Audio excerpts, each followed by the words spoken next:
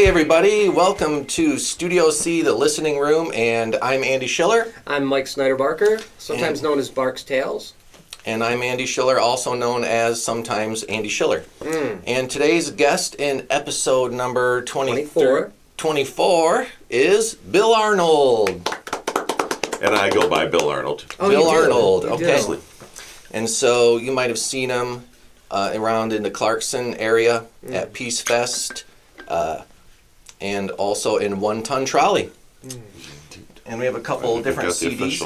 Ooh, it's official. We have your own nice. coffee mug. That is I nice. got these for all the guys in the band, and then I didn't get one for myself. My wife's like, well, where's yours? I'm like, I didn't really think to get it for myself. You know, it was a Christmas present. Yeah, And then I'd see them bringing it out. I'm like, why didn't I get one? So I went and got one. I bought a bunch of mugs for a band that I called the Mighty Rhythm Bandits.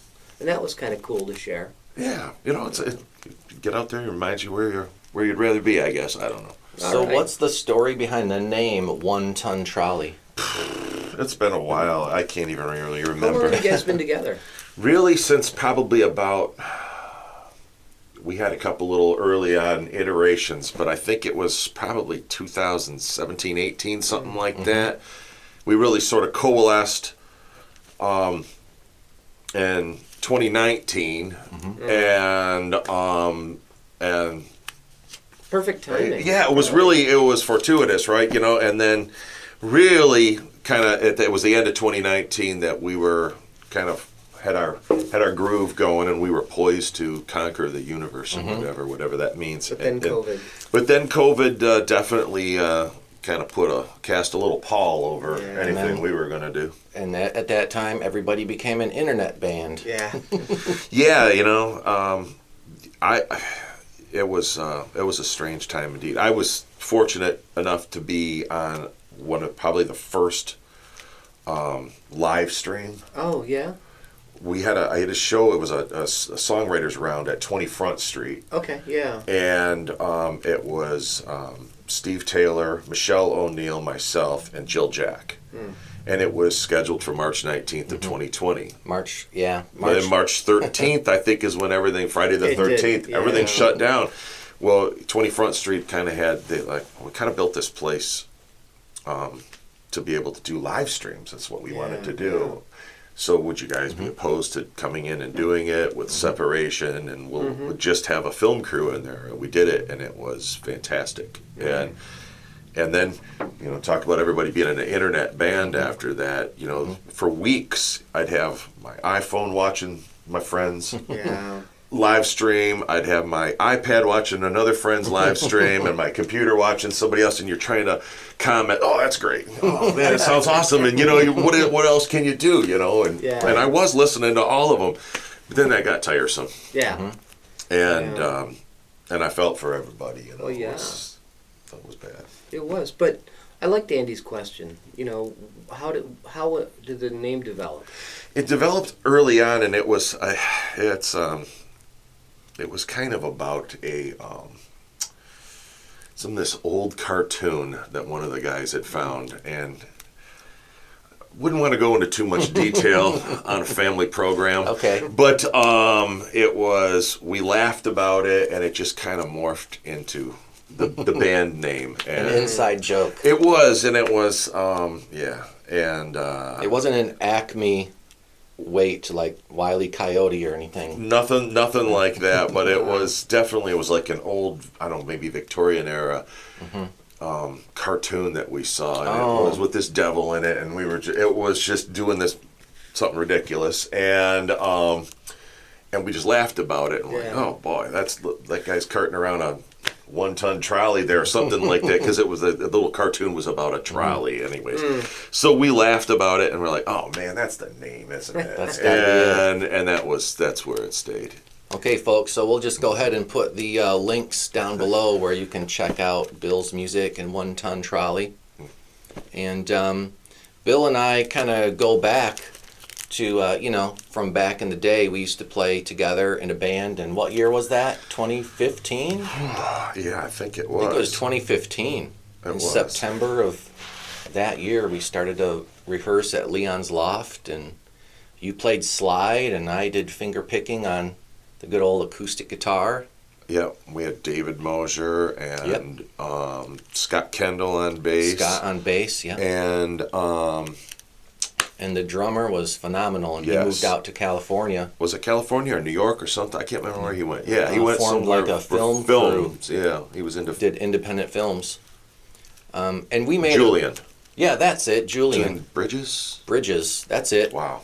We'll have to Can't put a believe I link pulled to that the out of video that we made, in a CD. But For Camilla Bellario. Yeah, Camilla. Cammy was amazing. Yeah.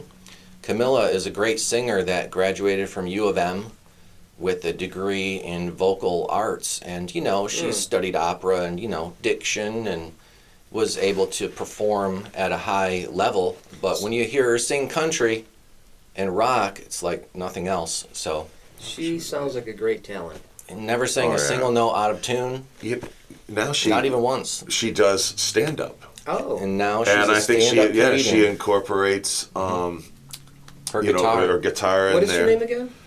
Cammy Bellario. I'll have to look her up. I think goes by a little different name on their social media thing to promote her. Yeah, I think she maybe might have gone by a different name now to kind of separate her music career from the comedy career, because her comedy career is taking off like Yeah, it really wildfire. is. She's really doing a lot of shows. And she's a mom, which is the most important thing you Yeah, can be. So yeah. there's that. Yeah. Right. But we played together back in the day, and it was really fun. That was a lot of fun. And as soon as I saw all your different shows online, I listened to like almost every single one of your songs. So I've been thank you. kind of a lurker, Well, I hope you weren't disappointed. Not at all. So I didn't know that you sang so well and were a lead singer, because in the band you were a backup singer, and now you're kind of fronting the group. Yeah. So that's, it was, when One Ton Trolley, I was in another band, I think maybe around the time of Cammy's band. It was Mind to Drive. It's a tough thing to say, those two words Yeah. together. Mind The to D's Drive. kill me. But we started, we had a few songwriters in the band, so we started, trading off songs, and it's when I really started writing a lot more. I wasn't really writing before that, or singing, and then I got bit by that bug, and I really enjoyed it. I love songwriting; it's one of my favorite things to do, and that's why when that kind of fizzled out and parts of that band became One Ton Trolley. It was sort of at the beginning, it was still two different songwriters, but then, things filter in and whatever. And I ended up being the main vocalist and songwriter. And then it was August of 2019 when Rick Lewis, who formed the band with me and some other guys, he departed, and he was kind of my business partner and everything. And I went on to, I'm like, well, now I've got to do this all by myself. I got nobody else to help me make decisions, and and that was at that point that I'm like, I just got to go out and play these songs, Right. and my new stuff, and see if they're any good, and go out and play. And so that's when I started doing the solo thing a lot more. Yeah. So, and I'm not very good at being the 3-hour tour guy on the corner of a bar. I just. There's plenty of people that are so much better at that than me. They know all of these cover songs, and I just don't know all of them. I haven't spent the last 40 years learning all those cover songs. I mean, you can have them on your iPad and all that, but Right. I end up just, so. I really also prefer playing originals. I love it. And there's friends of mine that much prefer playing covers. Well, sure, and I'm sure. cool with that. I Yeah. think it's all great. Yeah. And it's people are down on the tribute bands, but I don't know why they're down on tribute bands. It's just people making music and having fun. It's another niche that people have found where they can actually make some money. More than I make it. Yeah. Yeah. So Michael also runs a singer-songwriter workshop once a month here at the office. Oh, cool. And we That'll work be on next Sunday? No. Next Sunday's Father's Day. 2 Sundays from now. Right. So basically, people come and work on their song lyrics, and we listen to the song and make constructive comments. And you want to talk more about that? I basically help people. My focus is lyrics, because I don't know theory and I don't know any of that stuff. I like Andy being there because he can hear something in the music that maybe I'm not trained to hear. But if someone needs to restructure their words, I'm pretty good at bouncing ideas off of. Nice. That's definitely the harder part for me. Yeah, I can't tell you how many songs I've written. Some of them are good. Starting from lyrics? Typically starting from Wow, lyrics. that's cool. Because, cool. I've been a drummer for 40 years. Yeah. I've only been playing guitar since COVID. Andy was my teacher, and of course, he's helped me advance to where I'm at today. Right now. But, Well, he's great. Yeah. Great guitarist. But now I get to write my own music, too. Yeah. Yeah. I think it would be hard to write a song behind a drum kit, right? It's impossible. And, I'm similarly, mostly what I was doing was slide, dobro and lap steel. Yeah. And I just, to this day, I don't do that and sing. Yeah. For me, it's just like, I'm out of touch with it. Right. And you don't see any pedal steel players singing. Not that I play pedal steel. Larry LeBeck in One Ton Trolley does, and he's awesome. But, you never see a pedal steel player sing. You see a lot of them getting upper spinal surgeries because they're always like this. Right. You see the top of their head a lot. But, it's kind of the same with playing slide, and it's hard to write a song without a piano or a guitar, I always figured. Yeah, same. But that's cool that you go about it that way, like lyrics first. Yep. My most recent song that I wrote, they came at the same time. But I'm working on incorporating that more, coming up with nice grooves and then finding the lyrics. Because that's just a way I haven't done it. So I'm all about exploring new options. Interesting. Hey, I come about it a completely opposite way. It's always with a guitar lick or a little riff that I just enjoy playing, and I'll just keep noodling with it. Sometimes for months, years, and I have a whole bunch of them. And I kind of cycle through them. I've got about 10,000 snippets on my little recorder on my iPhone. Yeah. That has been traveled with me over the last 10 iPhone upgrades. Yep. And I'll come up with something, and I'm like, I have to just get a snippet. I have to record that so I don't forget it. Yep. And it's funny, if I'm struggling for something to play, usually I have about 4 or 5 of these little things that I'm noodling around with. Put them all together to make one song. Well, sometimes it works, and sometimes you do, and it completely morphs, and then you take a little chunk that was part of the other one, and it becomes something else, or teams up with something else. Yeah. But I always have something like that, and then sometimes I'll get on it, and if it's usually it's time and commitment and diligence. If I'm going to sit down and I'm in this sort of the zone, or even if I'm not. And I'll play something mindless that I've been playing over and over and over again, and I'll get in the zone, and then maybe I jump to one of the other ones I've been working on, and all of a sudden a melody. Yeah. So I go with the music, then I hear a melody in my head, and I'll hum along with it. Sometimes I'll record that. Yeah. And then sometimes a word pops out, or a phrase pops out, and I have no idea what the hell I'm talking about. Right. And then eventually maybe an idea comes out, maybe a whole verse comes out, maybe a whole chorus or whatever, and then it's always the third verse is the hardest thing. But we have to wrap it up. Yeah, what am I going to say about here? Oh, well, and then they all died. It's over. And the end. The end. And that's how it works with me. It's the melody. I usually got to hear the melody in my head. That sounds like a great ending to a song. You're working on the first verse, the second verse, you got a couple of choruses, you get to the third verse, and you start singing, I don't know what to sing, there's words I think, maybe I'll just stop. That's why not. It's entertainment. I have one song, Dreaming, that's on the the No Simple Highways EP. Okay. And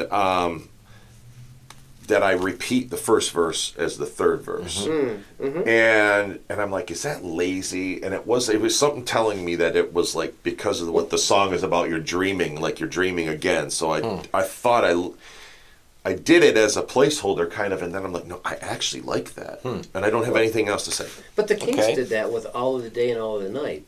The first verse is the third verse. It's, it's, there are some other ones like this. There are other songs like There's that. a lot of other ones like A lot of that. 60s songs. I want to say, in my life, Oh, I want to Beatles. say Still the Night by Whitesnake. But yeah, in all genres, they do that. Yeah. So I've done that. Don't a few feel bad. times. yeah, I think it's okay. I think I'm okay. There is precedent for it. right. Yeah, there's For precedent, sure. and the thing is, I always say that I like to throw precedent out wherever I can. Me too. And not adhere to, any like rules Yeah. with songwriting.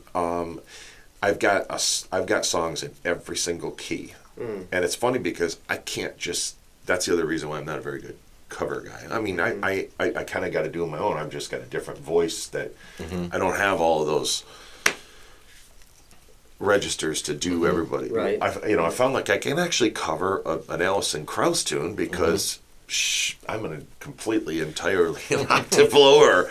So B flat, I kind of like B flat. A lot of my songs end up being in B flat, but My songs often fall flat. yeah, mine do too sometimes. What are you gonna do? So you answered my question that I ask every guest, which is how do you write songs, lyrics first or chords first? And sounds like you do guitar first, and then you hum a melody, then you come up with your words. Yeah, and they usually pop out of nowhere. But yeah, I don't always know what it's, if it comes about like that. I've only had a couple songs that I had written with a concept, like words. You ever sing nonsense words just to fill in the space? Yes. I do that mostly at the beginning, like Sure. I hum or nonsense words when I'm trying to write something, and then I trying to find better words, and then because I'm a horrible editor, or I'm just procrastinator or lazy, or I play it so much without fixing things, a Right, lot of right. times I end up Just keeping it. what it is, Yeah. after so many times. And then there's a lot of them I'm like, I don't think anybody's gonna like this. And I'm like, this is a silly song. I don't play this for anybody. And then I'll play it for somebody after a couple pops or something, and they're like, well, where's that one been? I'm like, well, you like this one? That's the best song you ever wrote. I'm like, come on, man. Well, it's hard to be objective. It is impossible. I wrote this song with really cool lyrics. Ba da da ba da da da ba da da ba da ba da ba. And that's the chorus. That's the chorus. That's a good one. Well, it depends on the melody and how the music all plays with it, Can't say that you forgot the words. Or the word. The word. The word. sound. I mean, Sound. I even wrote a song that the title is a sound first and then a word.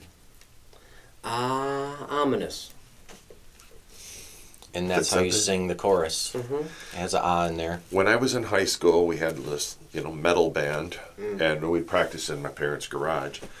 And we had a song because we didn't have a permanent lead singer, but we had guitars, bass, drums, and we would get together and we'd rock out. And we liked original songs, but none of us were lyricists and none of us were vocalists. But we had a song called "Bump Bumpa Wana Wah" because that was kind of the sound of it. Sure. Bump Bumpa Wana Wah, bump bump. And it can was hear it this already. ominous, medieval. I think that's one of my favorite sounding titles. thing. That was, and maybe it needs to get resurrected. Perhaps. Perhaps. I think we've all had those high school garage band experience days. In fact, I wore my SCOURGE shirt today, and Michael knows what SCOURGE is. Scourge. SCOURGE! Thanks for saying it right. SCOURGE is the name of the band, and this was my band when I was in high school. Nice. This T-shirt's from 1989. What's good to have? You got a sword in there. There's a and, sword in it, uh, and then we didn't have like the guy that printed it did it in shop class in high school. Remember how you used to build things in high school? Like my high school had auto repair class, t-shirt silk screening class. I did wood shop. We had electronics class. We did all sort of stuff like that. And so we gave our guy in high school, here's some shirts, make us our symbol. Yeah. And all he had was the leftover color. Like he couldn't open a new container. Like we couldn't ask for red or green or black or white. It was only the bottle of discarded. And so that's why it's yellow, orange, red, pink, purple, because it was I hope the this guy bottom. is still in the silk screening business, because this thing has lasted like 1989. I must have put this through the dryer like. I'm like doing the math of how old that bad boy is. And you're still wearing And a hey, shirt you're wearing. SCOURGE still going And it still strong. fits. SCOURGE. It still mostly fits. SCOURGE. SCOURGE. All right, so Love hey, it. That's great. We're at the point in our podcast now where we're going to show off our instruments, and I couldn't help but notice you got a really nice old Gibson. Yeah, So why don't you tell us about it? Oh, it's just a beat up old thing. That's perfect though. It has personality. It's really, it was never really a very desirable model or anything. But right? it has the original tuners? Or have they I been switched believe out? it does. They look like the old school tuners. It has that little hole where you can grease the wheel. Yeah, I should probably do that once in a while. But the story, I mean, it's a 53 53. LG1. It looks like some numbskull a million years ago had used a crayon or a marker to try to color in some stuff here.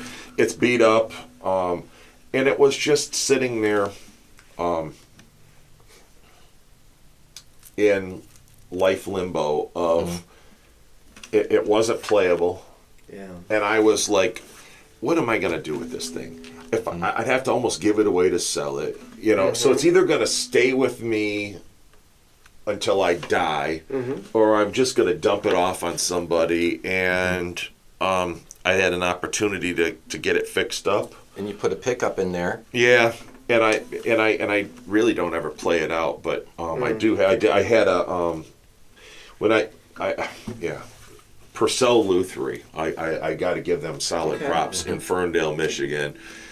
Andy Purcell did a fantastic job on this thing.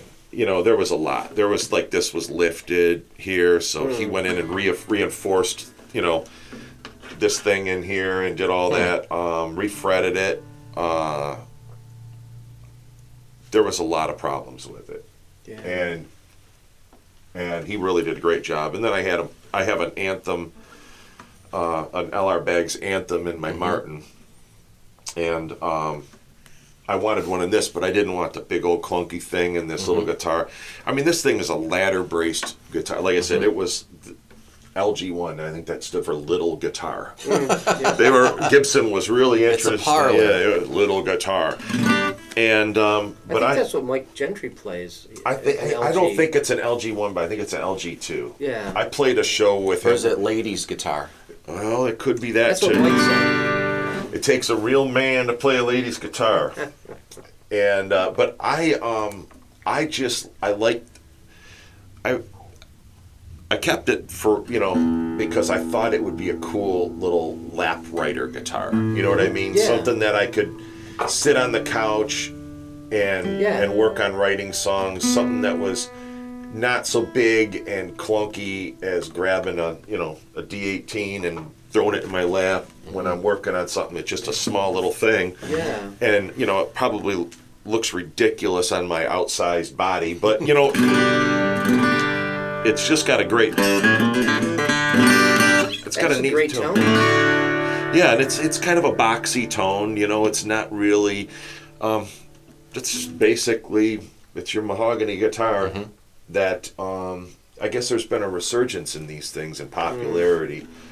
Probably with people like Chris Stapleton playing an LG2, and now you see them around. I think what happened is people couldn't afford J45s anymore, so they started looking for these old things, and they were buying these, and you know, the LGO, LG1s, LG2s. I don't know if there's a 3 or not, but I just like the fact that it's old. Yeah. What gives it personality, character? Yeah. And it's old, it's small, it's like I'm already wearing the finish Andy Nice. put on there a little bit. So, and I'm hopefully putting some of my own gouges in there because now that it plays good, I want to play it. Well, yeah. You know, Yeah. and I do every day. So I do like this guitar. And I noticed that, you know, the intonation seems pretty nice on it. And with these old guitars, what I find is like you go higher on the fretboard and it goes a little bit out of tune. But Well, that's why it had a full blown neck reset. Yeah. You know, that's what was happening. I couldn't play it. You know, up at the 12th fret. it was the intonation was so off. Now it's perfect. Yeah. Wow. But you know, it's why you have to do a neck reset. I didn't want to do a neck reset, but there wasn't a choice, and I didn't even know if I was going to scrap the whole plan when I didn't. I thought we might have to have a whole new bridge put on, and So is that the original bridge? I don't really think so. I don't think so. It looks kind of like Yeah. unscarred compared to the rest of the instrument. And I look at this thing and it's all warped, so I think that's real tortoise. And but I think the other thing some knucklehead must have done a million years ago is like maybe try to like sand the Lightly top somehow. sand it, yeah. Because I've never seen a muted burst. Yeah, it like must this. have had the wood grain vary the texture a little, and then someone sanded just the very surface of it, and so Yeah, it's weird. I think it got ridged, and somebody tried to smooth it out, which was both stupid and also not so bad because I think the top really is kind of resonant, you know. And I don't know. I think this is the original pick guard, but you don't see too many of this teardrop. They normally had the weird shape Gibson-y looking thing, but I don't. What do I know? I don't. I don't deal with old instruments on the reg, so I just have this one, and I'm glad I gave it a second life, or for all I know, more than that. But it was just sitting in the closet with nowhere to go, and I'm glad I. I wonder what stories that guitar could tell. Probably how lonely it was underneath somebody's bed. Or in somebody's attic, but who knows? That was long ago, so I have no idea. But that was what it was destined for if it stayed with me and I didn't do something about it.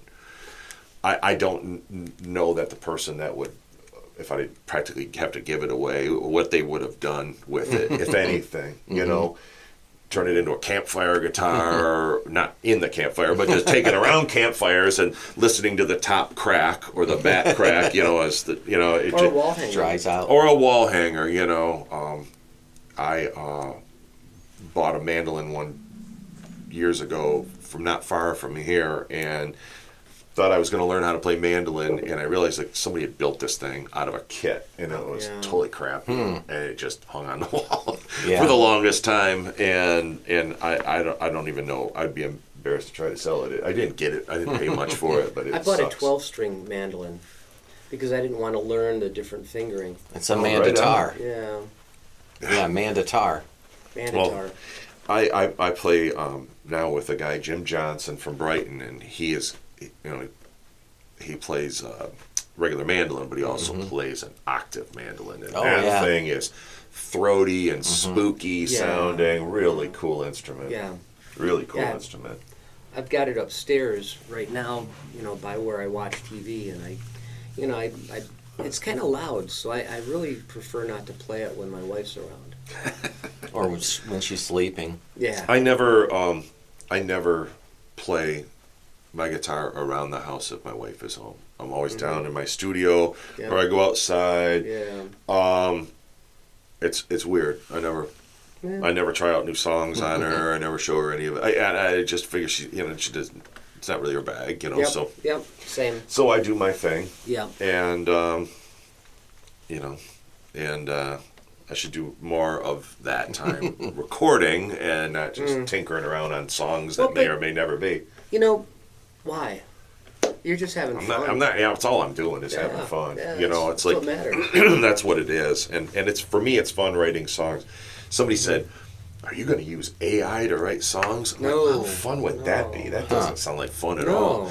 And I'm like, you know, but what could be fun is let's make some some dirty AI songs. So we did do that, and no. and it was like, this is remarkable. It was like, this thing did this in 15 seconds, the whole song, and I'm like, Just and words or also music? well, it had just the words, but it had verses and choruses and a Yeah. bridge even, and I was like, wow, this is ridiculous. I'm like, people are going to do this, and that was not that long ago, but it was before all of a sudden you'd see on social media this proliferation of these new songs that were obviously made by AI, and they're completely ridiculous. Yeah. You know, I at this point, like as of today, I'm not talking about tomorrow or 10 years from now, but as of this very moment, I'm not super concerned that AI is going to write a better song than me.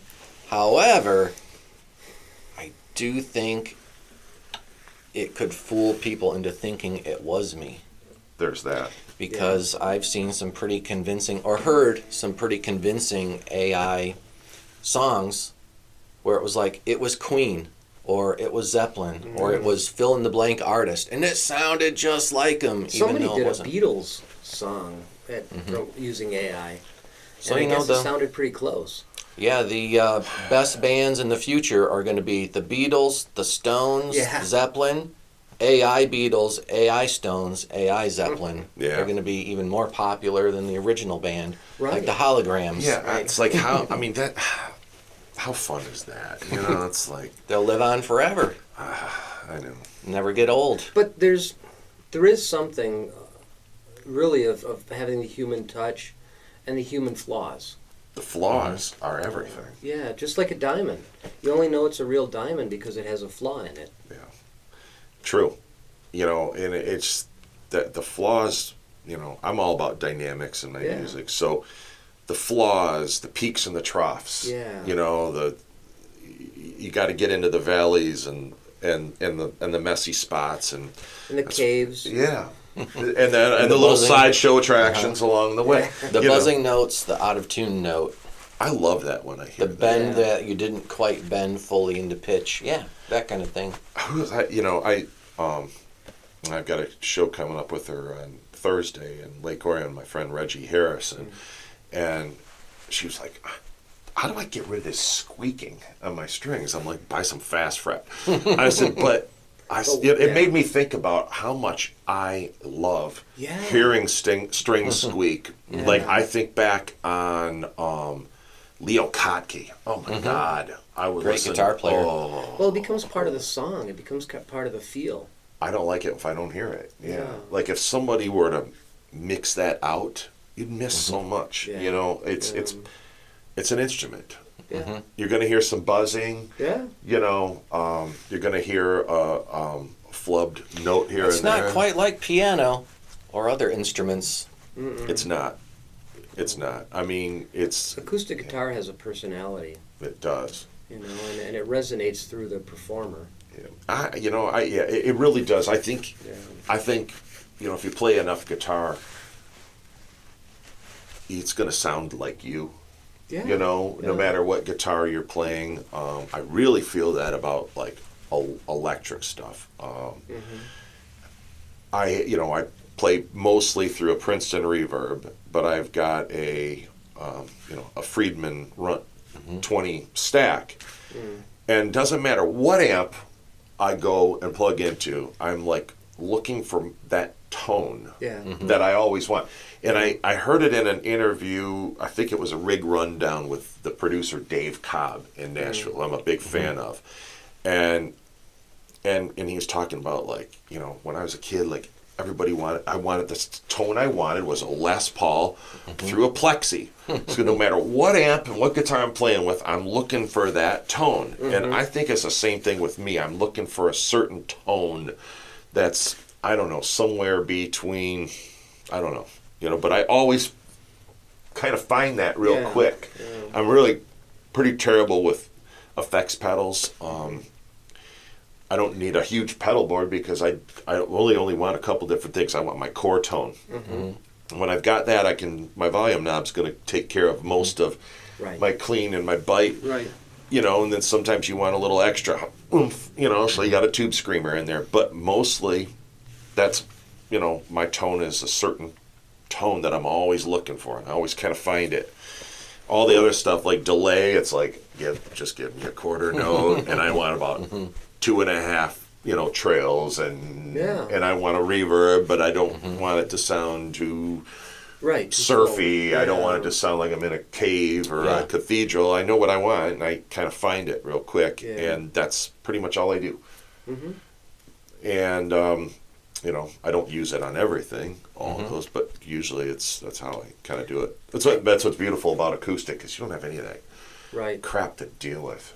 So, well, sometimes it's a little nice to have a little different effect that you can toss into it to make it more full, like a delay like a is my chorus favorite. Delay is my favorite. I use chorus on like one song, but delay I use on probably half a dozen of my songs, maybe. But like you said, you have your feel.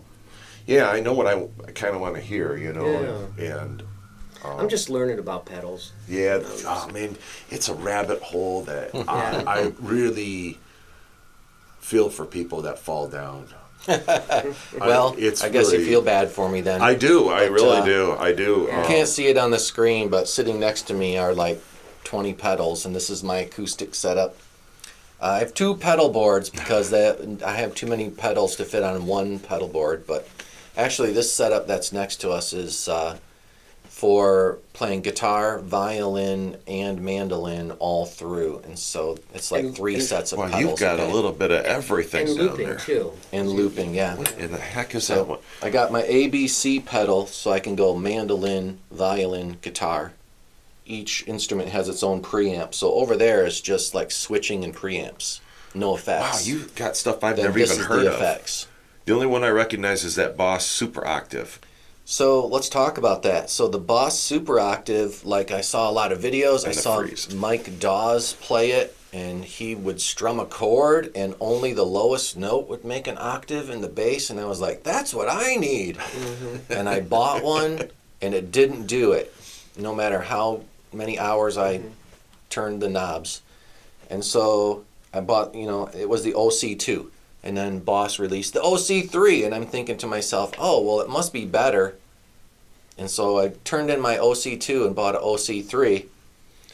Still doesn't really do it. And what I found is with a nylon string guitar, it doesn't track it. Yeah. With the steel string guitar, it'll do it. But anyway, I'm a little frustrated with that particular pedal. That's why there's another octave pedal sitting next to it, which is just a Chinese one for $29. That's what I was wondering, where you got all those. Are those like some of the Amazon ones I'm hearing about? Yeah, so, like, let's just hold this up for a second. So, on Temu or on Amazon or on Alibaba, you can buy pedals that are $29 made in China, and they light up, and that's kind of fun. But they're simple, and, it's an octave pedal. It works just fine. You can only play one note at a time. If you play a chord, it sounds like garbage. But one note at a time is fine. But pedals are getting smaller and smaller, and my friend Steve Chern turned me on to these guys. Check that one out. I mean, it's got a guitar knob from a Les Paul as its distortion control. So that's a distortion pedal with 3 different modes. And so they're getting tinier and tinier. So why buy huge pedals? Yeah, I mean, Steve bought one for me too. Yeah, he's got one also. Yeah. Wow, look at that sounds amazing, and it's like the circuitry is the size of a grain of rice. So, well, the technology these days. But I noticed you're playing that crate. Yeah, the crate has. Is that the one? 3 inputs and a mic input. You can plug 4 things into it, and each has a separate control. Is that a 125D or It's a 125D. I think that's the same one I used to have, and it was awesome. It also helped contribute to my first spinal fusion surgery. Yeah, it's heavy as each double hockey sticks. Well, But and anyway, I loaned Andy that little blue thing over there. It's a Oh, that A cart, dolly thing. yeah. yeah, it's a you dolly. gotta have wheels, okay? Wheels. Yeah. But anyway, that thing's so heavy. But however, you're on stage, you're playing, and it squeals a little, and you just walk over, and the graphic EQ on it is so nice. If Yeah. you just find the right band and dip it a little, you're golden. And so I love it. I wish I still had mine. I think it was one of the best pieces of gear. It's just so heavy, but man, the it's- sound is great. The sound is great. I now I got rid of it, and I didn't have acoustic amp for a long time. Yeah. And I was playing dobro with Bill Bynum and Company at the time, and I'm like, That's where I've seen you. oh, okay. Yeah. And I was like, I need to be able to hear myself. Yeah. And on stage for whatever reason. So I remember on my way to a gig at the Rumpus Room, I think I stopped and bought a Fishman Loudbox Mini. I have got one. I have never looked back. Yeah. I love that thing. Me It's too. in my truck right now. It's going with me, to my gig this And it's afternoon. not huge. It's tiny. Yeah. It's like unsecured in the back of my truck, rolled around like a basketball, all the way up to the UP, back through several different 2-tracks, over to a festival, and back down here. And I looked at it. I'm like, oh, I'm sorry.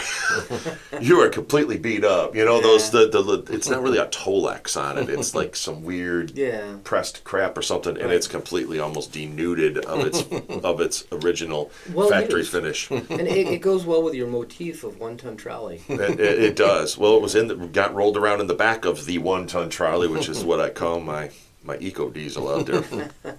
But yeah, I mean, as far as we used to play a duo half-ton trolley show in Chelsea at Sounds and Sights. Robin's. I've done that with Bill Bynum, but Robin Hills Farms up there. Okay. And the patio that we'd play on was like 100 yards long, Yeah. narrow, with seating kind of all along, and they'd have a PA speaker at the far ends Oh, of this nice. thing. So, with no monitors, and you'd put your cables under the garage door that went into where the PA was. So I'm like, all right, this is what we're going to do. We'll take both of our Loudbox Minis, we'll both plug our guitars and our vocals into those, and we Yep. kick them back towards us so we have monitors, and then we just send the line out to 2 inputs in the Yeah. board. And I'm like, okay, this is how I'm going to do it from now on. Yep. So we've done shows. I've done shows where the sound guy's not getting it. Yeah. Or I had history, and I knew I'm going to fight for my vocals. I'm not going I'm not going to hear my vocals on my acoustic guitar. So I remember I said, we're going to do this. But then I can't mix your vocals. I said, bingo. I go, I think we're on to something there. We have reached liftoff. And I hope you don't mind, but that's how we're going to do it. Yeah. Yeah, I did a farmer's market yesterday, and the loud box is all I need, and it, all you it need, so projects much. far enough around that people can hear clearly. I like how clear Oh, it is. yeah. You know what I do with any of these acoustic amps is I just face it toward me and I listen to what I'm doing, and then I just use the line out to go straight Yeah. to the PA, and That's what it's the the way it best. is. It's the best. I've done that like Robbins Hills Farms. I've done it at everywhere. Almost Right. so many places I've played. Even when it makes it easy. Like I also got one of those little stick things. Yeah, You yeah. gotta have a mix of crap to go Yeah. and play. And I tried plugging just directly into that. As there's 2 inputs in it. Guitar in one and the vocals in the other. But I don't really like how that sounds so much. So a lot of times I go into that. And if you're playing with somebody else, I only got 2 inputs. So either Right. I go get a little Mackie thing Yep. board, or we both plug into our loud boxes or whatever. Jim, mandolin player that I'm playing with now and playing with us today with One Ton Trolley, he has like a Roland, I think it's A60 or something like that, acoustic amp. And we do the same thing, vocals and instruments into that, and we can always hear what we're doing. But it's easy to, line out to front of house or to your PA Yeah. without having to worry about mixing Right. from a board. It's simple. yeah. And with mine, I actually have these wireless headphones, Oh, right on. and I plug it in, and it can operate 2 separate headphones. So when I played with Andy one time, he used one headphone and I used one microphone. It's like a headset mic, yeah. Yeah, and it worked perfectly through the. You don't have to have a loud box. mic stand or anything. Yeah. It kind of makes the whole But- stage more streamlined. And I wonder if I can get a splitter like that for guitar, too, which would be interesting. Probably. Yeah. I So- think they've got it all out there. Yeah, I know, and that little loud box can do so much.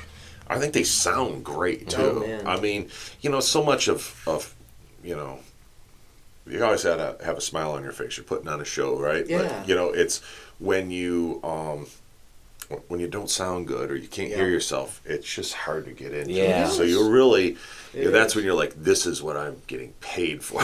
Yeah. Because this is now work. It's not just fun. And I Yeah. like it when it's fun. Yeah, me too. I So like it when there's an audience. when it comes Yeah. to Me acoustic, too.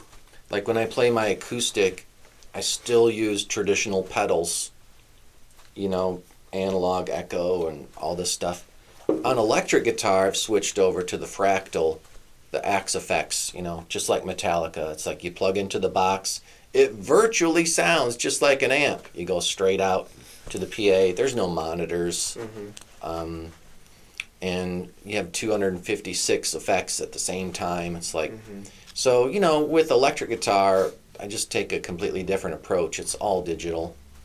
And you can switch, just have your switcher pedal board, your foot controller rather than the pedals on the ground. But I don't like to plug my guitar into those digital effects boxes because, I don't know, I just feel like I get more of a natural sound just by keeping it 100% analog. So Yeah. You're there's talking no about for acoustic? for acoustic. Yeah, I There's no agree. digital delay or there's no conversion to a digital signal here. It's all analog. I'm kind of with you on that. I have an HX Effects that I thought was going to simplify my life, and I was going to use it as the brainchild for my whole new board. Yeah. Taking some of my other stuff, but making something that I could be electric and acoustic for a live show, that I have one board instead of two. And I wasn't that crazy about the acoustic tone through it, and I ended up, now it sits right here in my studio because I love the tuner on it, and I do love the effects on it when I want to have some effects, and I don't like pulling out my stage pedal boards Right. to set up in my studio. So that's all like right here on a little stool, and I can kind of control all of that right there, and the effects are great. So it's studio gear. It is now, and it works pretty good like that. And I've got IRs for the acoustic guitar that I'll use with that. Like if we're tracking live with the band, I'm in my little control room. They're out in my storage part of my basement with some sound stuff up, and the drums are out there, and everything's all mic'd up. And a drummer and bass player will sit out there, and I'm in the control room, with my headphones on, and I'll usually track with like an SM7B, and I'll just plug in the acoustic guitar through that thing, so I can, with the IR, so it sounds good. And if I'm doing acoustic and I can track like that, I'm gonna go replace it all anyways. All right. Because I'm gonna want the separation. I'm gonna want to redo the guitar part. Then I'm gonna, But when you get the everything's done, scratch down. it's all about the feel, getting Yeah. the scratch track. Like when we recorded both No Simple Highways and Sunday Morning Cigarettes, that was what we wanted to do. We wanted to go in and capture the bed tracks live, and that's exactly what we did. And then all the color comes later, So I retrack my guitars, I retrack a better vocal, and then you start putting lead guitar, pedal steel, or whatever else is going to go on. Yeah. I wonder if you could play us one of your originals. I can do that. This time we're just going to listen. Well, you can critique in the middle. Let's see. What do you want to hear? Let's see how about we'll do How about that one song? that one. I'm going to play that one song. Yeah, you know the one. I know which one. Actually, I wrote this song about going back to my hometown and not recognizing it. Ladies and gentlemen, Bill Arnold. My town.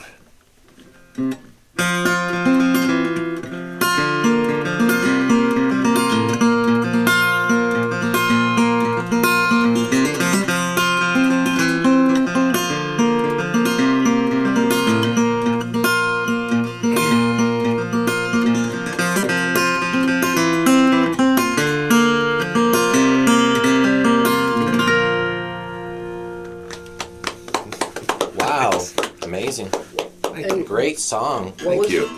Where was your town? I grew up in Milford, Okay. and I went back to Milford, and I think we had a couple Starbucks maybe, or things were different. and I kind of didn't recognize it at first, Yeah. but then when you settle down for a little bit, you look around and you realize things are still the same. Yep. There's just you're gone and you're different. And the names on the stores change, but it's still the same kind of stuff. Heck, people I went to high school with made families there. Some of them Yeah. are have grandchildren now. You Yeah. know, so I think that's pretty cool. And you know, where I live now in Clarkston, you know, I know a lot of people that grew up in Clarkston, went to Clarkston High School, and they Right. never left. Yeah. And I don't feel a whole lot of guilt about wherever I go and play. I'll morph my town into their town. Right. Right. Of course. You know, so Of course. you know, it's that song resonates with me a lot. Just when I had no idea where it was going. I had that part that I couldn't really play it back then, but I kind of could hear it, and it was and literally the words "two birds singing in trees in two different yards, five empty bottles in the grass." I'm like, I feel like, you know, and it just laid out in front of me. I'm like, I'm sitting in a car, looking at my old town and not really recognizing it, you know, and I didn't know where I was going with that first line. I'm like, what in the hell does that mean? But then it sometimes that's how it goes. You can actually see your song. Thank you. That's kind of one of the things I like about that one is the imagery of it.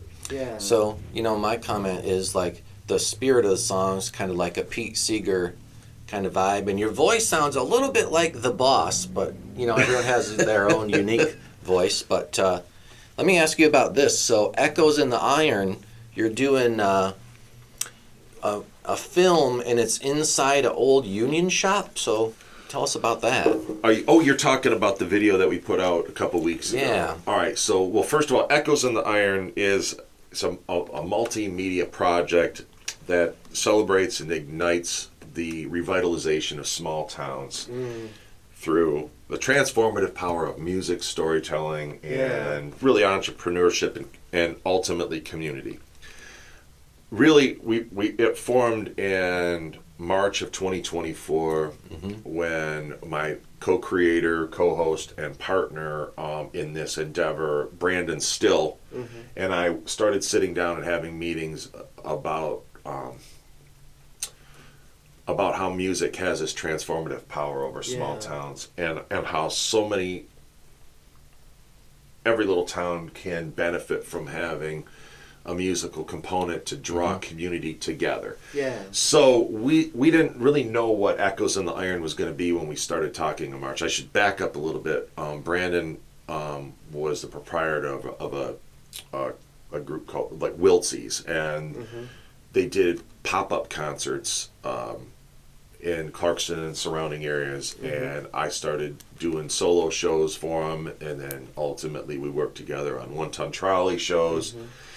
Always mostly, you know, like ticketed events. We promote them, and we really kind of went after that. But we sort of the flagship of Echoes in the Iron is the docu-series that we're currently in production of the pilot episode called The Venue.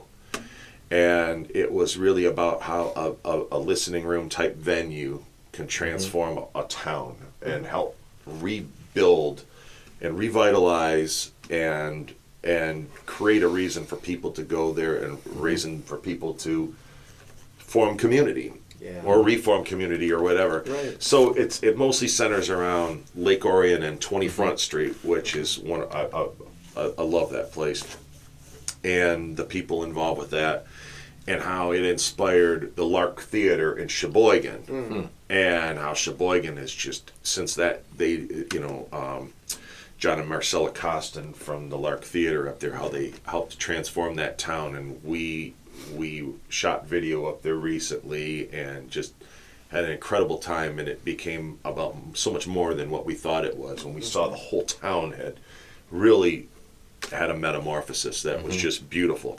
So the video you're referencing, that was actually my town, I think, was recorded upstairs at the Clarkston Union restaurant.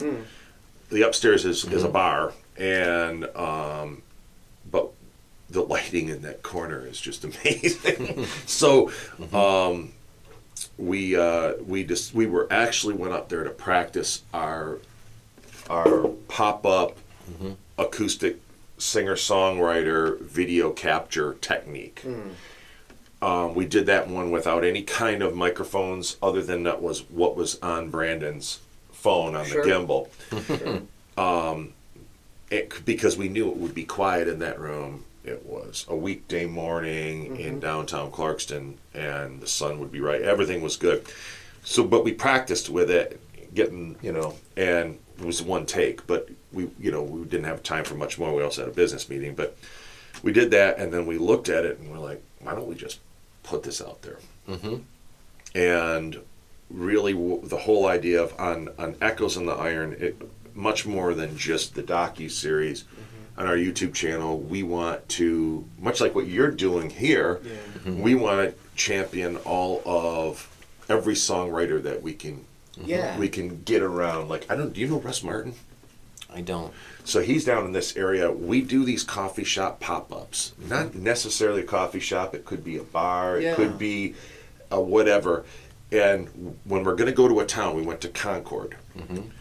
And when we were going to go there, I'm like, I'm going to find the local bard, the local singer-songwriter that we can sit down with and do a little pop-up thing in the coffee shop. And we did that, and we filmed it, and just simple iPhone stuff. And then we did that also when we were up in northern Michigan shooting in Sheboygan. We got with Sean Miller, Black Cat Management, who's also an incredible songwriter, singer-songwriter. And we sat down in this Trillium Coffee Company place right in the tunnel of trees in the middle of the Zudamac bike tour, whatever that is. And all these bikes going in there. And we were set up in there, and we played some songs, and we filmed that. And we used our videographer, Wes Brown, for that. But that's something that we're going to make a hallmark of what we do is shoot these little videos. And sometimes they'll be with Wes, but sometimes they're going to be anywhere we can get to. So we've got audio capture we can set up with, a Zoom H6 with XLR, and with, condenser mics or dynamic mics, just have a whole pack of things to take with us. No need for batteries, no needs for power cords, I should say. These things are battery operated, so we could do it in the middle of a field. And we've done pop-up things. We did it in a hayloft at Cook's Farm Dairy, the last family-owned dairy in Oakland County, just north of my house. We went up into the hayloft and shot a video up there. It's all dusty. We actually did the theme song "Echoes in the Iron" up there, and it was not only dusty, but anybody that knows me knows I've got a touch of arachnophobia. And that place up there was a horror story, man. It was like, I'm like, what is going on up here? I'm not a predator up there. I'm prey. And I was like, they're like, well, just set your guitar case down up there. Like, maybe not. I don't Something might crawl into it and live there. So the farm life was not for me. No. New York is where you want to be. No. I'm just quoting. But that's a good. I saw where you're going with that, but I'll stay in somewhere in between my small town. I guess I'm a small town guy. I like small towns. It's and much of what we do also with Echoes in the Iron is we're like a consulting concern as well. So, and a conduit was something we're working into, going into small communities and meeting with economic development corporations, downtown development authorities, Main Street associations, chambers of commerce, entrepreneurs, and just art patrons that want to create a vibrant music scene. in their town, and there is money out there for towns to do these things. Yeah. And but those the foundations and that give that money out, some banks even, they're not just giving that to a community that doesn't have a plan.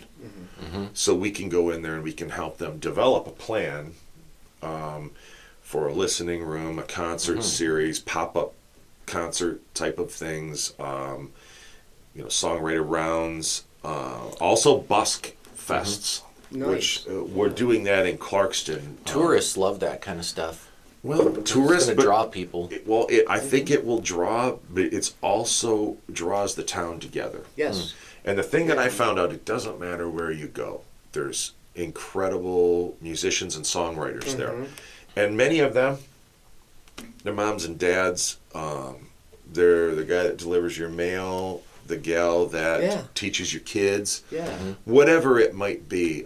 Great talent. Yeah, maybe the fellow that carves the bunions off your feet. I don't know, whatever they do. Everybody's got a job, right? And they're there, but they're I don't want to say a hobbyist or maybe an enthusiast, but when you're creating art, now here's the bougie side of me, but when you're creating art, it's I don't feel like that's an enthusiast thing. No. I feel like it's a passion thing. So just because they don't have an outlet for that doesn't mean they're going to stop writing songs. Right. But if you create an outlet where people can build it, go out and play, they will come. And we've seen that happen in places. And the funny thing is it doesn't take a lot of money. No. In fact, in many cases, it doesn't take any money. Yeah, I will completely 100% agree with you right now, because here we are in Tecumseh, Michigan, and so, a lot of people that wish their kids could learn to read music, or they want to go see some music or whatever. Hey, you could drive to Ann Arbor or Toledo. But you know what? We got stuff here in our town. We do. Yeah, why do you want to drive if you don't have to?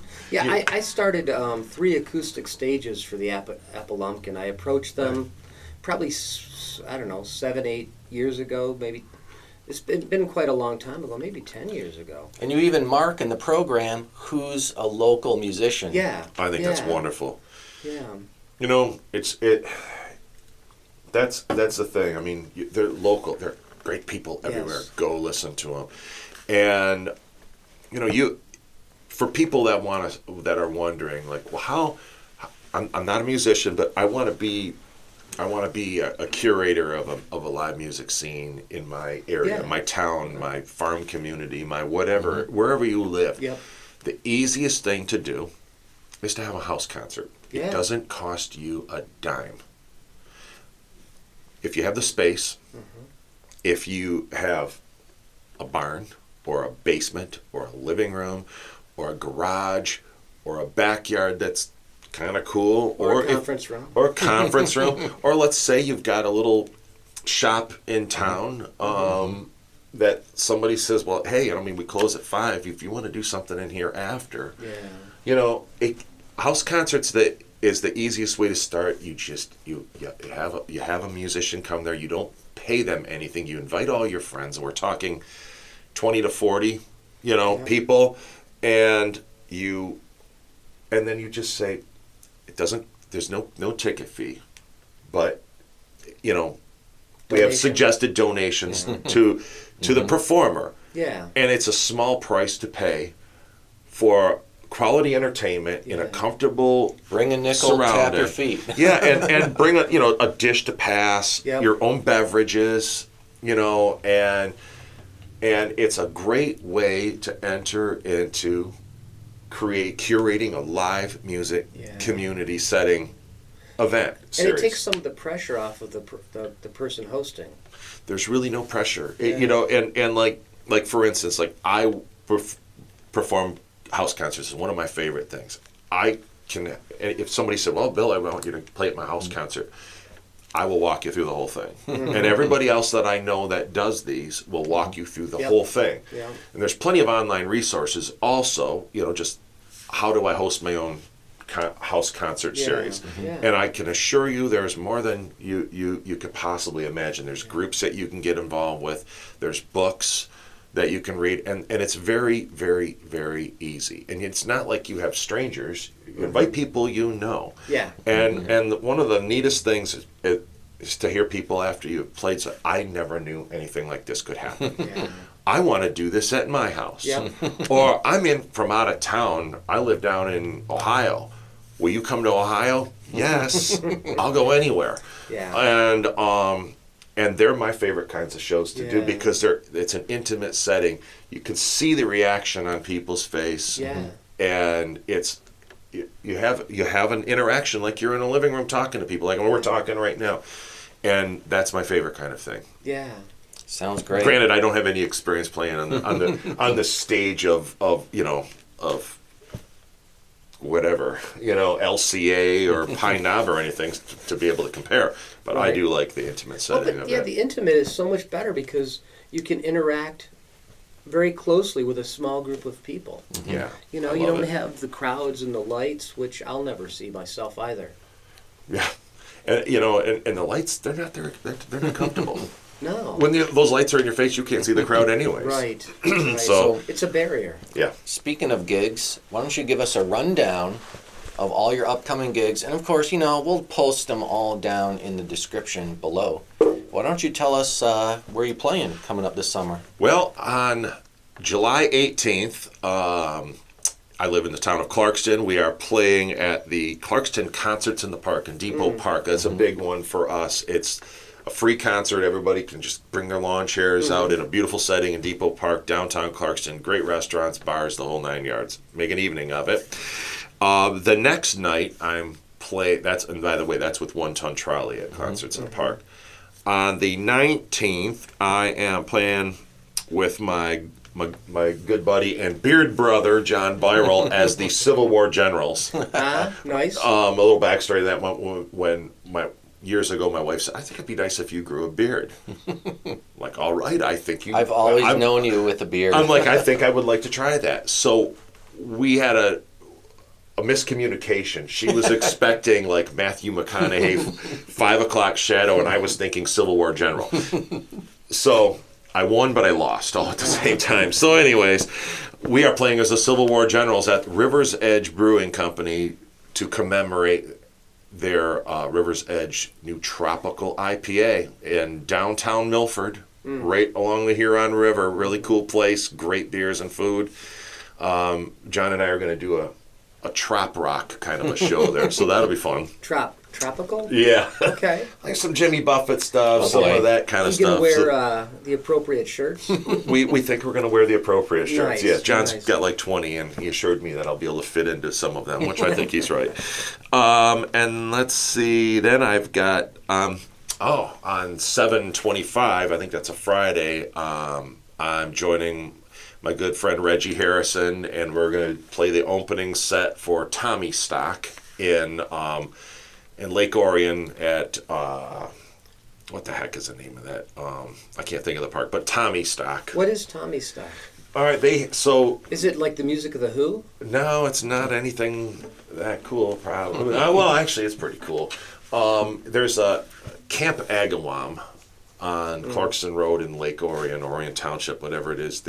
It's an old Boy Scout camp back in there with some little outdoor stages, and they have a little mini festival there, and it's pretty cool. That is And nice. it's been a few years since I played it. I played it with probably One Ton Trolley last, but playing it with Reggie Harrison, and she's a good friend of mine. We write some songs together, and we play shows here and there. And then we get into August. Speaking of Echoes in the Iron, like in Clarkston, one of the things that Echoes in the Iron, we helped the Clarkston Arts develop a Clarkston Busk Fest, Okay, cool. where we have 6 stages, second Tuesday of each month, the summer months. The first one is just, 2 weeks ago. Okay. And the first Tuesday of June, July, and August. Nice.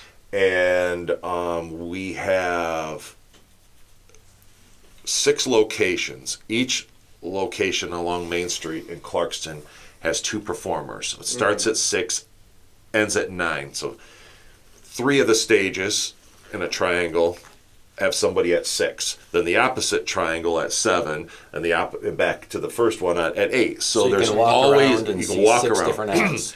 You can walk around and see 3 at a given every hour. Yeah. That's So cool. so there's a total of, if you do the math on that really quickly, I think that's 9 and 9, something like that. All different, and it's right in downtown Clarkston where there's all these fabulous restaurants, and we're a social district, so you can come down and eat. You can walk around with your cocktail. You can sit in the outdoor seating area of Honcho, and it's a Tuesday, so you can have Taco Tuesday, There we go. margaritas, fantastic margaritas, and listen to the music. Or you can walk around. And last year we did the trial run of it, and it was an amazing success. So we've done 3. We're doing 3 this year. So that's Very nice. August 12th, and then August 30th, I go up to northern Michigan to the incredible Iron Fish Distillery in Thompsonville, and I play with my good buddy Adam Carpenter from Marquette, Michigan. He and I write songs together. I'm on his record Faith and Fumes for Adam Carpenter and the Upper Hand. Wrote a few songs, co-wrote a few songs on there, and then I play some dobro, some lap steel, some baritone guitar, and even some harmonies in there somewhere. But we're going to play a duo show at Iron Fish Distillery on August 30th, and I get to play at Moonwinks Cafe on September 5th. It's And- in Dexter. It's Not actually Dexter, it's Dixboro. Dixboro. So it's Dixboro. kind of an Ann Arborish, Eastern Ann Arborish Yeah. kind of thing. Yeah. Off of, I think it's Plymouth Road there. Yep. Really cool little area. Yeah, that Dixboro market It there is. and all that stuff. That restaurant. So I'm excited to play there. And then 9/27, I think I go up to. Oh, that's 9/27. We go up to Gaylord to that Seago Resort. Playing with Jim Johnson, mandolin player, and we've been playing a bunch of shows together with One Ton Trolley and duos, and he's a great singer, great mandolin player. So It's nice to have such flexibility and the ability to play with a variety of different people. That's fun. I love it. It keeps me Yeah. fresh. Yeah, I think I did forget about one ton Trolley show in there in August. We play at a place called. Oh, geez, did I not write it down? Oh, August 9th. August 9th. Yeah, I can't read. August 5th at the Shop in Hazel Park, Michigan, which is, if you know, kind of a place. It's not really a public place. And then August 9th, again, at River's Edge Brewing with One Ton Trolley. That's going to be a good show, too, because that's during Milford Memories, I believe. So we're outside under the tent in River's Edge Brewing's parking lot right by the river there, and it's a really cool setting. We did that last year or the year before, and it was It was Very a lot of cool. fun. So Cool. full schedule, not really in order, but That's great that you have so many shows. It sounds like you're really busy, and I'm not as busy as like so many of my friends that are playing yeah. constantly. I look at their calendar and I get the heebie-jeebies. I'm like, oh my god, like that's so much. And I'm like, well, I'd never be able to stay married for one. Right. But I give them all the credit in the world. My good friends like Steve Taylor and Billy Brandt and guys that are out there just punching it every day and Now, playing all these great shows. I know some guys who are retired. Now they can go out and do all that stuff. Yeah. but you still have a business that you run, a construction business, right? I've got a construction business, and then that goes in the iron and the music stuff. Yeah. That's why Echoes in the Iron is, I obviously I'm the music side of that thing. Brandon's got the great experience with all the municipalities and the Yeah. planning and doing things like that, multi-use facilities and things like that. Now, are you the one that hunts down all the gigs? Yeah. Yeah. I've been that person for several bands that I've played with. I'm also, that I carry the merch around, carry the PA around. Yep. I Should have played harmonica. I'm telling you. I miss the days when I was a side sideman. Yeah. I played Just- dobro, and all I ever had to carry with me was my dobro in one hand, my pedal board in the other one. You knew to show up an hour before the gig, Yes, and we yep. all pitched in to put the PA together, and we were very fast at that because You were a we team. were a team, and we were also wanted to get to those Tito's and tonics like that before the pre-show. That was the pre-show band libation for that band, and I used to be that guy too, but I would bring my drum set, and I would have to set my drum set first, then the PA, but then I would want to show up so early that nobody else was there because they would just get in my way. yeah.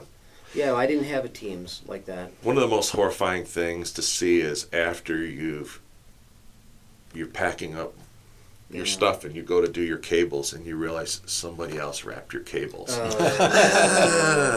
No. Yeah. I always do it a certain way. No, and everybody people- does it a certain way. People cringe when they see how I do it, and then they say, "Let me show you how to do it, Andy." And no, you don't do it right. What number technique are you on now? 'Cause I do it mine has Detroit changed. style. Okay, Oh, you tie it. No. I do it Detroit style. Everybody. Oh, you do a pretzel. See, because I can throw it in. I can throw 50 of these in a box. They and I never can get tangled. Pull one out, and they never get tangled. And I've never had a cable go bad. The end. I always do it that way. I used to do it like that. I did that. I did it like that for a while. Yeah. Yeah. And then with Bynum and Company, Bill Bynum and Company, we were the over under, Yep. and now and then I started just doing them like this. Make the circle And and, then had- use the Velcro. Yeah, the Velcro, and Hey, that really, works too. I didn't Okay. have very many problems with that, but now I'm going to go back to I'm back to the over under now that Chris Brown, bass player in One Ton Trolley, showed me the how does that? Men go to work and men come home. So your hand hold on to the female end of it and you wrap.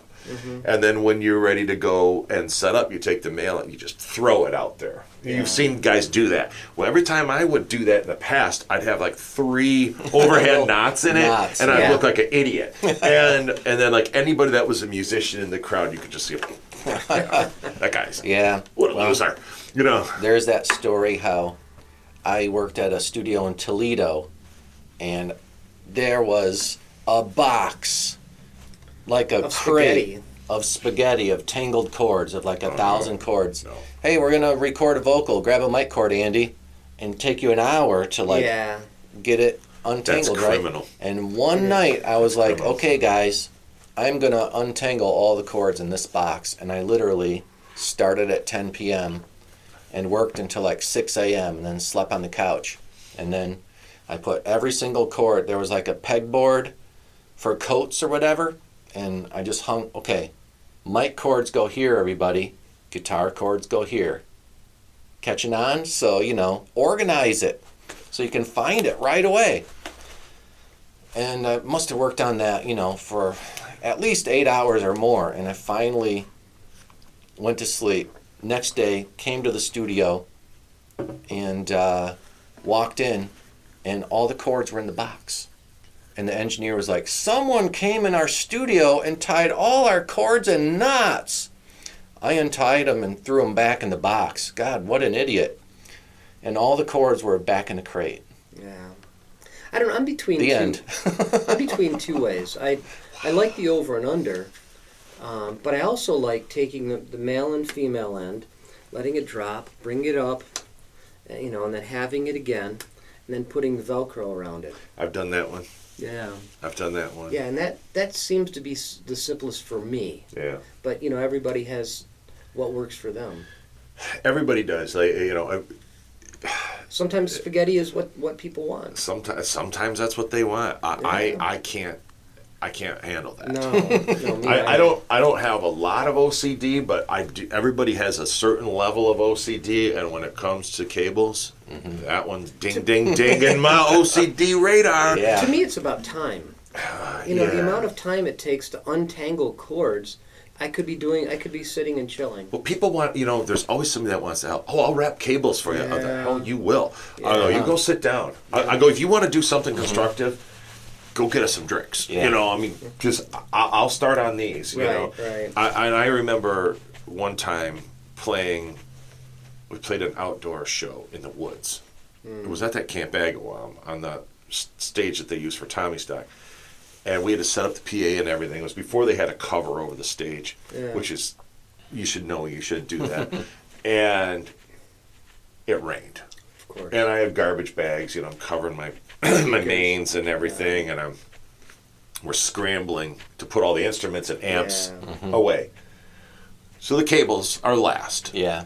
Well, I went home and you think I've been mud wrestling, right? And it took, I think, 3 months for all of the mud and the dirt to finally get off those cables. So, I got to the point where you'd have to wear, gloves to wrap your cables, or you'd be filthy, And if you're outside playing somewhere, you don't have anywhere to go get cleaned up. I'm like, this is crap. Hey, I an used to extension have... cord, like a 50 or 100-foot extension cord that's covered in duct tape, for lying it flat on the ground at a distance. And now it's all sticky. Yeah, now I haven't gotten all the duct tape off that one, and it's just sitting back there. Yeah. Whenever I've seen somebody use duct tape to put cables down before, and I was like, well, there's two things that I know. That guy doesn't own those cables, and the second one is, if those were my cables, I'd be looking at 20 to life, because I'd kill that guy with the duct This tape. is just an extension cord. Okay. Yeah, Well, not guitar cables or what. But still, every time it collects every piece. It's like it only gets to be handleable after it's gotten so dirty that all of the dirt has stuck to the residue. Crust. Yeah, that's about what happens. It gets encrusted. It was kind of short notice. I was setting up for a couple of stages for the Apple Lumpkin Festival. Actually, I need to hear more about this Apple Lumpkin Festival. They expect that there's no trip hazards, Right. and so the cords had to be lined for a while. Kind of those rubber triangles that go over it. I bought some of those. Yeah, those I are have those are now. really nice. Yeah, And they're bright orange. yeah. Well, hey, here we are nearing the end of our time together, so why don't you play us out and play one more tune? I could do that. Let's see here. Played that other song. I'll play that other song. That's a good idea. That was the one I was thinking I would do. Yeah, good idea. Ladies and gentlemen, this has been episode number 24. And in the studio with us is Bill Arnold. And please check out all the shows down below. And don't forget to like and subscribe and all that cool stuff. Yeah, drop a like, drop a subscribe, and when you leave a comment below, it helps the YouTube algorithm show our video to more people. And recently hit 2 million views on the channel, and we're up to about 7,000 subscribers. Very nice. But this podcast is available wherever you see podcasts available, not just YouTube, but on all the other platforms too. Here Well, you go. thanks for having me, guys. I greatly appreciate it. Yeah. It was very enjoyable. And it's nice getting to know you. I knew I saw you somewhere before. And it I was- wonder where that was with Bill Bynum and Company. Didn't you guys play across the street here in Tecumseh once? Probably. Yeah. There, I can't think of.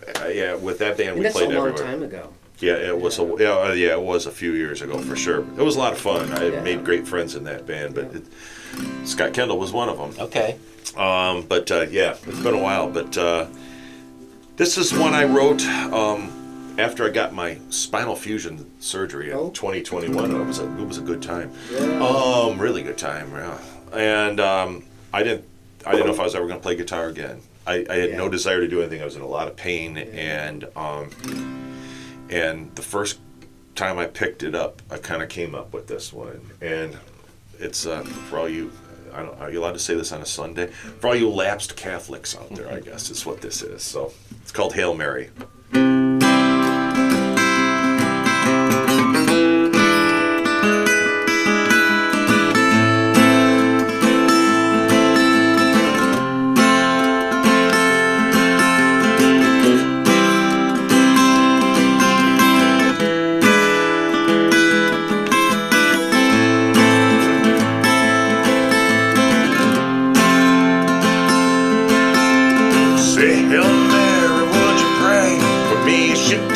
your fingers down the rosary. One off five, it couldn't hurt, I guess. A shot of holy water, maybe I should confess. I take a deep breath and I count to 10. Forgive me, Father, for I have sinned. It's been a long time, you don't remember me, 'cause you sit alone inside the rectory. Say, Hail Mary, full of grace. Oh, please do not forsake me. Wrap me up in your embrace. Say, Hail Mary, full of grace. Lead me not into temptation. Just forgive me if I stray. Whoa. Please, Hail Mary, would you help me get back home?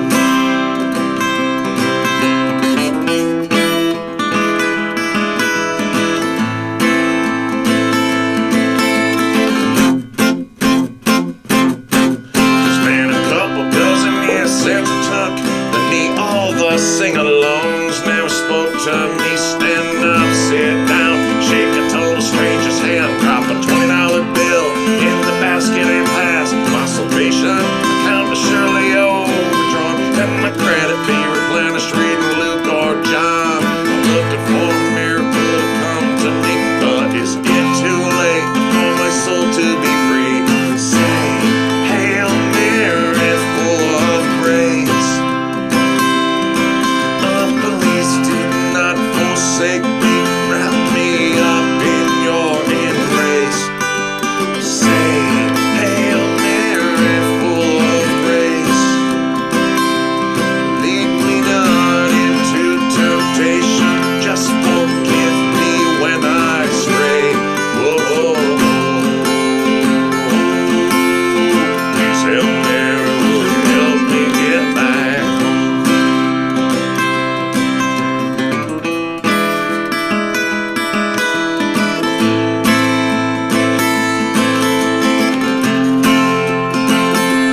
Oh, say, Hail Mary, would you pray for me as you dance your fingers down the rosary?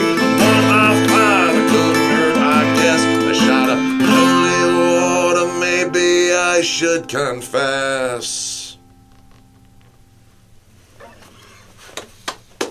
Wow. This has been Studio C, the listening room, and I'm Episode Andy 20 Schiller. Episode 24. I'm Mike Snyder-Barker, and special guest, Bill Arnold. Thanks for joining us. Thanks for having me. It's been a pleasure, Yep. and we'll see you next week.